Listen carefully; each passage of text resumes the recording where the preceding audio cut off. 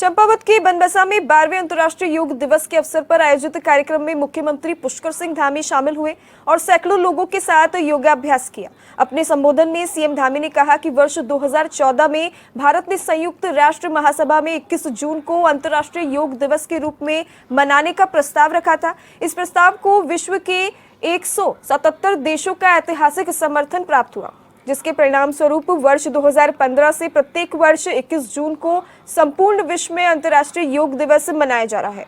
उन्होंने कहा कि हमारी सरकार उत्तराखंड को योग एवं वेलनेस की वैश्विक राजधानी के रूप में स्थापित करने के संकल्प के साथ कार्य कर रही है। इसी दिशा में पिछले योग दिवस पर प्रदेश में देश की पहली योग नीति लागू की गई, जिसके अंतर्गत योग एवं ध्यान केंद्रों के विकास के लिए अधिकतम 20 लाख तक की सब्सिडी प्रदान की जा रही है। योग, ध्यान एवं प्राकृतिक चिकित्सा के क्षेत्र में शोध और अध्ययन को प्रोत्साहित करने सरकार ने 10 लाख तक के अनुदान का प्रावधान किया है।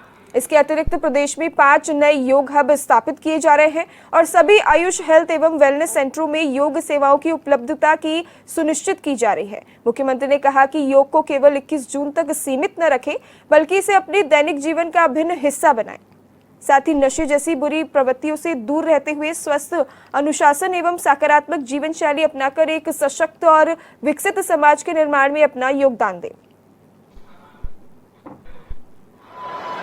आंखों के सामने किसी मेरे भाइयों एवं बहनों, हमारे युवा, नौजवान साथी, छात्र छात्राएं, प्यारे बच्चों, मीडिया के हमारे सभी मित्र, मैं सर्वप्रथम आप सभी को 12वें अंतर्राष्ट्रीय योग दिवस की हार्दिक शुभकामनाएं देता हूं। और मेरे लिए भी ये बहुत हर्ष का विषय है कि आज मुझे इस सीमांत क्षेत्र मां शारदा की पवित्र भूमि और इस भूमि को मां पूर्णागिरी का भी आशीर्वाद प्राप्त है। यहां पर 12वें अंतर्राष्ट्रीय योग दिवस के कार्यक्रम में आप सबके बीच में योगाभ्यास करने का शुभ अवसर प्राप्त हुआ है। और विशेषकर मैं बनबसा, टनकपुर, चंपावत जनपद और बगल के हमारे ऊधम सिंह नगर जनपद के सभी परिवारजनों के साथ आज योगाभ्यास करके सच में मन प्रसन्न हो गया और एक नई ऊर्जा यहां से प्राप्त हुई है। और वैसे मेरा रहता है, जैसा अभी रंजना जी बता रही थी, कि हर बार हम लोग अंतर्राष्ट्रीय योग दिवस पर अलग अलग स्थानों पर ऐसे कार्यक्रम करते हैं। आपको ध्यान होगा कि एक वर्ष मैंने 2 जगह पर योग का कार्यक्रम किया, हरिद्वार में भी और उसी दिन जागेश्वर धाम में भी। उसके अगले वर्ष ऋषिकेश में कार्यक्रम हुआ, अंतर्राष्ट्रीय योग दिवस का ऐसा मुख्य कार्यक्रम।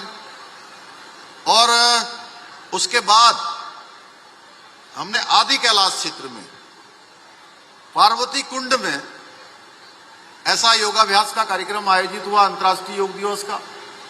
उसमें भी बड़ी संख्या में हमारे सेना के और हमारी भारतीय सेना के समेत अर्धसैनिक बलों के सभी सशस्त्र सीमा सुरक्षा बल के लोगों ने उसमें भाग लिया। और पिछले वर्ष हमने जो अंतर्राष्ट्रीय योग दिवस का कार्यक्रम किया, वो कार्यक्रम हमारी ग्रीष्मकालीन राजधानी गैरसैंण में आयोजित हुआ, जिसमें लगभग 10 से भी अधिक देशों के, फ्रांस, जर्मनी, रूस, श्रीलंका, बर्मा, ऐसे अनेक देशों के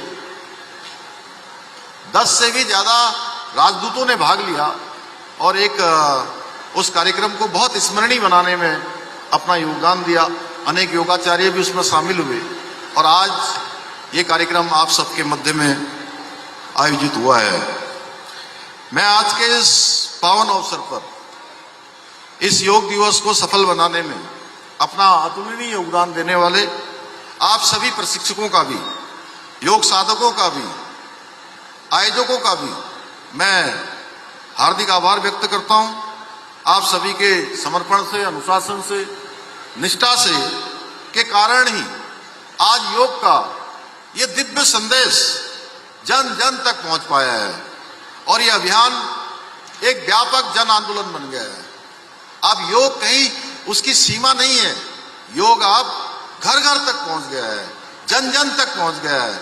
जो भी स्वस्थ जीवन शैली चाहता है, जो मन और शरीर दोनों में साम्य चाहता है, दोनों में संतुलन चाहता है, जो आत्मा की शांति चाहता है, जो आत्मा में परमात्मा को चाहता है, उसके लिए योग हमारा जीवन का दिनचर्या में अवश्य ही सम्मिलित होना चाहिए।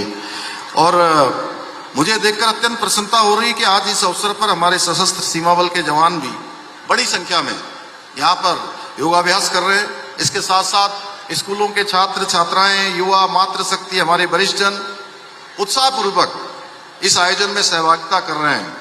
समाज के विभिन्न वर्गों की ये व्यापक भागीदारी इस बात का प्रमाण है कि योग किसी एक वर्ग या आयु की सीमाओं में बंधा हुआ नहीं है, बल्कि सभी के लिए समान रूप से उपयोगी है। भाइयों बहनों, महर्षि पतंजलि ने अपने योग सूत्र में योग की व्याख्या करते हुए कहा है, योगिश्चित्त वृत्ति निरोधः, अर्थात चित्त की वृत्तियों को नियंत्रित करना ही योग है।